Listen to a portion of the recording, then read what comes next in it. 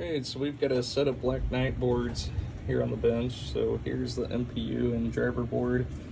So MPU, we have replaced what used to be the white RN sockets here on the board. We have replaced with dual wipe sockets here for the 4 ROMs. We did actually have to replace IC 14, 17, and 26. But we've got a new socket here for the 6808, as well as NVRAM installed here on the board. And we have also swapped out all of the old round pin headers there that were on the board with new square .156 headers, which are created by Molex.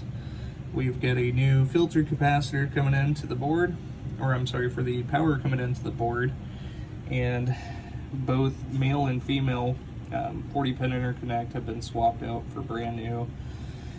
We've got a little bit of alkaline abatement here that we're just under the terminals there for the battery, and it had actually leaked down here onto the driver board, which we've had a few components that have been replaced there.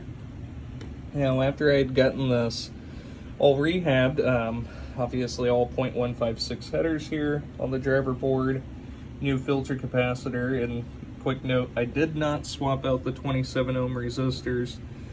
They are a bit dark. Obviously, this board is, 40 years old. Whenever these games had came out, they were put on location, and most of the time they were left on for the entirety of the day. And, a combination of the years, along with the heat that these things put off, because they are current limiting resistors, so they do get hot naturally. Over time it does, kind of wear the outer coating there on the resistors. But I had went through with my multimeter and ohmed each one of these, and they're all within spec, so they are perfectly fine, especially for a home use environment. However, I would swap these out, if this were going on location into a, location that it's going to be on for the entirety of the day for, most of the days during the week, which would probably still be fine. But anyways, with the home use environment, there's no need to really swap those out, especially if they're within spec. But anyways, back to the driver board. Once I had gotten the boards fully rehabbed, I had put the driver board on here, and we weren't getting a boot, but we did get a boot without the driver board attached. And so I had went and installed Leon's test ROM, and I love that ROM. It helped so much with troubleshooting these boards. But I had found that the old AMI, which is here, the old AMI 6821 was actually no good. So I've got that swapped out for a brand new 6821, and let's go ahead and get this thing powered up. And we've got the preset high score to date and the last game played, which was none.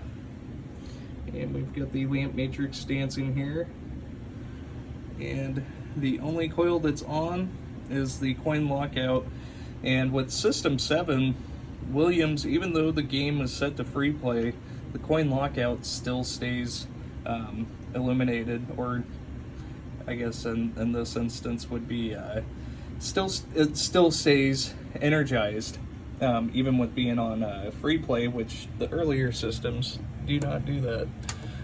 Anyways, we'll go ahead and cycle through the displays and move into the next test, which is going to be the sound test.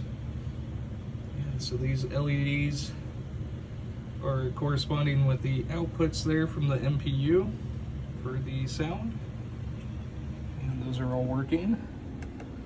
And into lamp test, and all lamps are working correctly. And solenoid test.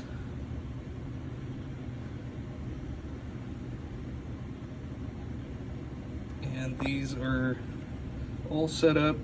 Victor and Chris Hibbler had designed this to go off of the layout there of the board, of the driver board. So that's why you see some of these numbers are a bit mixed up there. It's just in correspondence with how the drivers there are on the board. And last test here is going to be switch test, and we're just moving through testing both rows and columns diagonally through the switch matrix. In the last switch there that registers in Black Knight is switch 46. So there's the MPU and driver board, and I'll go ahead and get a video here of the soundboard and power supply as well. Black Knight soundboard here. Kind of get this uncovered a little bit. Anyway, so we went through and we did a full capacitor swap here on the board. So we've got a total of 1, 2, 3 1 UF. We've got 2 1000 UF, a 470, a 100, and a 4700. We've swapped out 1, 2, 3 sockets here on the board, or I'm sorry, 2 sockets, and we went ahead and pulled the AMI 6821 here and threw that into a socket just because it is an AMI chip. Replaced the crystal here on the board and swapped out all 4 of the ROM sockets here for the sound or speech board, and as well as the 10 UF capacitor here on the speech board as well. And then, as always on these earlier systems, we swapped out the round pin 0.156 headers for Molex square pin headers. And let's go ahead and get this thing powered up so you can kind of hear the hum, and go through and test the switch inputs, which, as you saw in the earlier video there, this is what would come off of the MPU.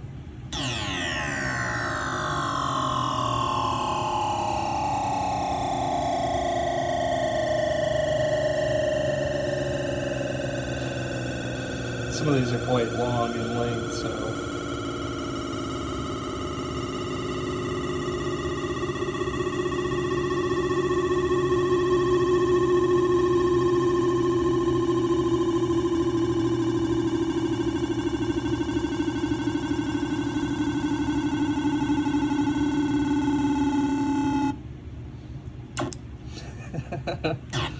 Alright, those 2 little short ones. Alright, and so we'll go ahead and test the onboard switch. Nice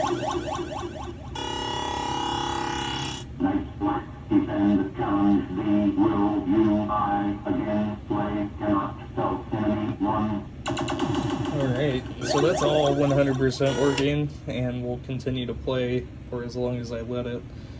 So let's go ahead and get the power supply here on the bench. Honestly, the power supply here, so we've got a new GI output, and I'm going to go ahead and send off the other portion of that. We had a total of 4 fuses that were either blown and or the wrong value. We've got a 47 UF, a 100 UF, 1000 UF, 100 UF, 100 volts, 15K, and then also the 2 100 UF for the displays, and a 330 UF that's tucked away there. The 5 volts was a bit low at 4.89, so what I found was the LM723. I replaced that, and we are at a solid 5 volts now. And also, with washing this, I guess apparently some of these heat sinks were painted, and so some of the paint had kind of washed off there with the washing of the board, which was, you know, pretty weird that had happened. I've never seen that before. But anyways, we'll go ahead and test the voltages. So again, the 5 volts is right at 5 volts now. And we've got the display power, so the positive and the negative, and then the negative 12, positive 12, and 5 volts, and then 12 again, and then we've got a string of 5 volts here. And that one's ground. Alright, so there we are 100%. Thank you so much.